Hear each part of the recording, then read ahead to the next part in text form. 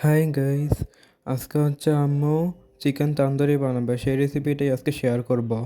প্রথমে হচ্ছে আদা রসুন দিয়েছে, তারপর হচ্ছে হলুদ গুঁড়া, মরিচ গুঁড়া, ধনের গুঁড়া, জিরার গুঁড়া, লবণ, তারপর হচ্ছে সয়া সস একটু, তারপর হচ্ছে 2 পিস লেবুর রস দিবে।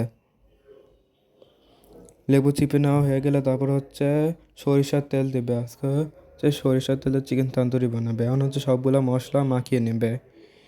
মাখানোর মাঝে হচ্ছে 2 চামচ টমেটো সস দিয়ে দিবে।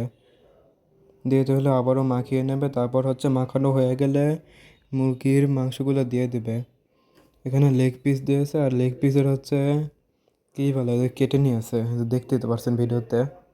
ওভাবে হচ্ছে কেটে নিয়ে হচ্ছে মাংসের ভিতর ভালো করে মশলাটা ঢুকে।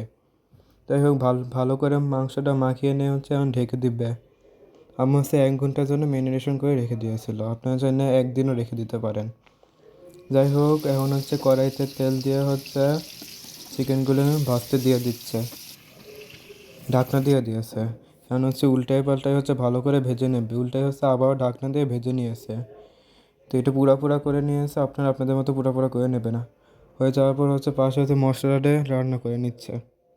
এখন হচ্ছে গিরির সস বানাবে। প্রথমে হচ্ছে দুধটা জাল করে ঠান্ডা করে নিয়ে আসে, তারপর হচ্ছে 2 চামচ মেয়োনিজ, 2 চামচ টমেটো সস আর চিনি দিয়েছে, তারপর শসাতে মাখিয়ে নিয়েছে।